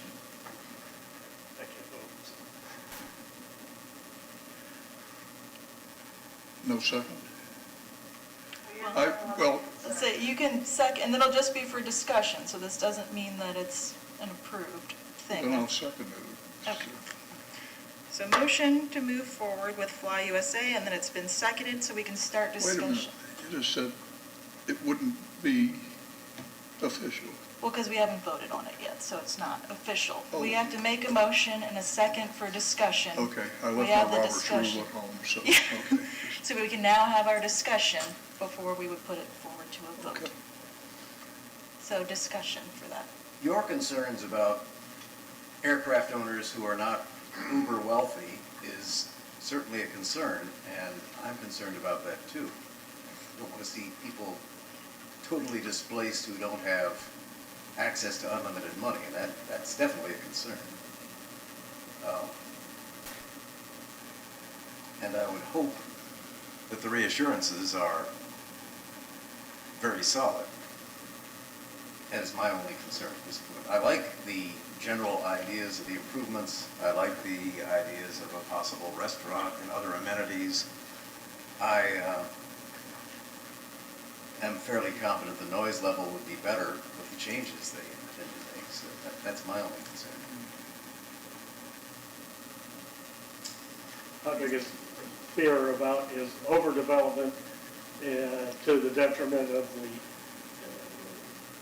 general aviation community that doesn't fly $900,000 services and $4 million kingdoms. Exactly. And I want that general aviation capability to continue to exist. I know that the Fly USA proposal is highly developed and is subject to some negotiation, and I can see that's the way the flow is going right now, and I understand that, but I just hope it doesn't get overdone. Under the charter of this committee, I'm the bad guy. I'm not a pilot. I represent the neighborhoods. For that reason and for my personal concern, which extends to a lot of all the people that live in the neighborhood, that the deletion of our property value is a serious hit. And I can't support it because of that, unless there's some relief somewhere. I'm retired. It's not, I don't show it on any of my net worth, the value of that, or for that matter, any of the insurance policies. But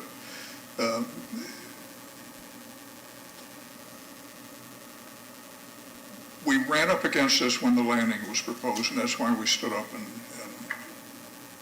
really organized the neighborhood. Because the number that I remember from that was that the decrease in property values in the immediate neighborhood would go down 30% in the first year. And that was from the American Institute of Appraisers, their numbers. So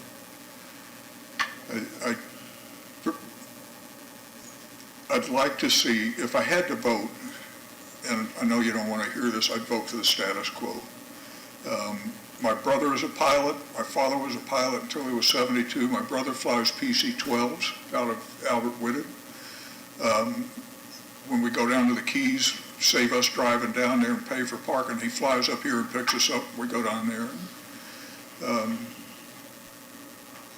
I've flown since I was in the 5th grade with my dad in a JP3 Piper Cub, and amazed that he'd pull up and park it in a headwind. Thanks to the U.S. Army, I got a couple of rides in helicopters in Vietnam. I've flown with my brother in a lot of different aircraft. The Clearwater Airpark is a special animal, and I'm not sure I can support the kind of major development that's being proposed on that property. You know, if it had a grass field, I'd support that too, but you know where I'm coming from. I'm representing the neighborhoods up here, so that's my story and I'm sticking to it. Doesn't the cutting down of the helicopter operation enhance your value? Are you concerned more about the fixed-wing aircraft or the helicopter? Let's see. In the time I've lived there, I was there during the 18-month period where there were 3 fatal accidents at the Airpark. That doesn't count the ultralight flown by a guy named Frank Harding, which was easy for me to remember because I live on Harding Plaza, whose wings folded up, and I was standing out in my front yard talking to my neighbor, and he flew over, and when he came around, he was still climbing, and evidently he had engine problems. His Rotax was maybe starved of fuel, but he started scalloping, and he'd go up, and it'd fail, and he'd come down, and about the 3rd time he scalloped, the wings folded up, he helicoptered in, landed in an oak tree across Hercules Avenue, east of Hercules Avenue from our place. We're west. And my neighbor and I rushed over there. He was up in the tree. He was still alive. The thing burst into flames, and he fell out on fire. So I saw that. I was coming home from Mass at Light of Christ Church when the overloaded Piper went down, twin, and I saw him as I was driving westbound on the street there. And he went in, he took the top off about a 30-foot tree. The right wing dug into the roof of the house right before the peak, and then they crashed into the backyard.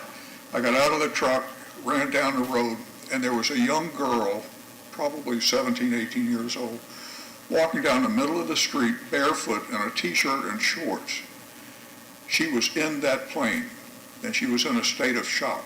And when I got to her, I said, "Are you okay?" She said, "The plane, we crashed. My dad's in that plane. We crashed with it." So I put her on a bench that was in the front yard of the house across the street. And about that time, the EMT showed up at the end of the block, and I waved one of them down, and they came over, and they took care of her. But none of those people died. But that plane was seriously overloaded by 500 pounds. The guy in the left-hand seat had 2,600 hours total fly time, but he only had about 20 hours in that aircraft. He overloaded it by 500 pounds. I think Barb and them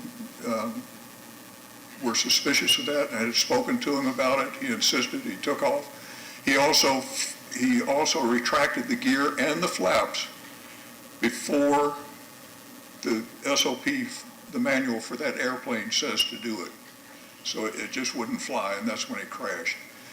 Can we circle back around to answering the question, though, about if you feel if helicopter operations were reduced, Helicopter that operations, helps your property value? helicopter operations have been an aggravation to the peace treaty that we've negotiated over a 20-year period with the current operators, with Dave and Barb.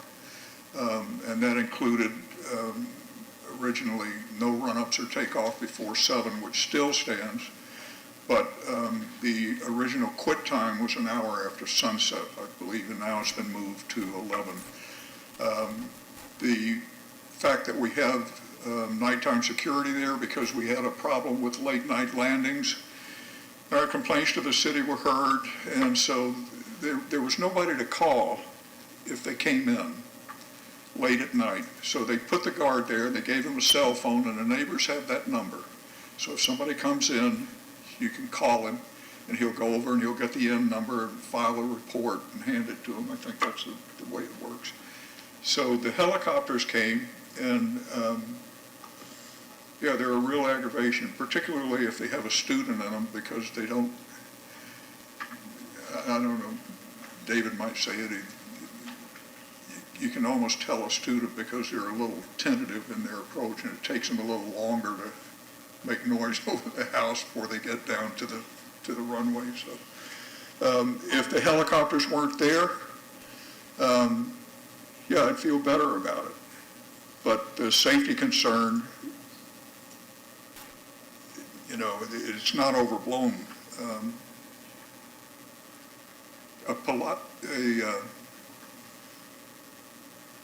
The plane with the parachute. The Cirrus? Huh? The Cirrus? Yeah, the Sirius. Sirius is supposed to be a safe plane, and it's got a parachute in it that you can pull. And he didn't pull the parachute. He landed on Keene, just north of Drew. Okay. If the helicopters go away, that's fine, but it's not enough. Okay. But it's not enough. So do we have any more discussion before we want to put this up for a vote? Nope. All right, so we're going to just kind of do a roll call vote for this one, since it's, I think, important. So Yeah. do you want to start? Do you vote yay or nay? Nay. Nay? Yay or nay? Yay. Okay, this is not going to make people happy, but I'm actually going to abstain from voting only because I understand both sides of this. I can abstain? Nope. It's not a quorum. Financial interest in one of the companies. Oh, well, I Show abstain. your colors. I abstain in the federal government all the time, so,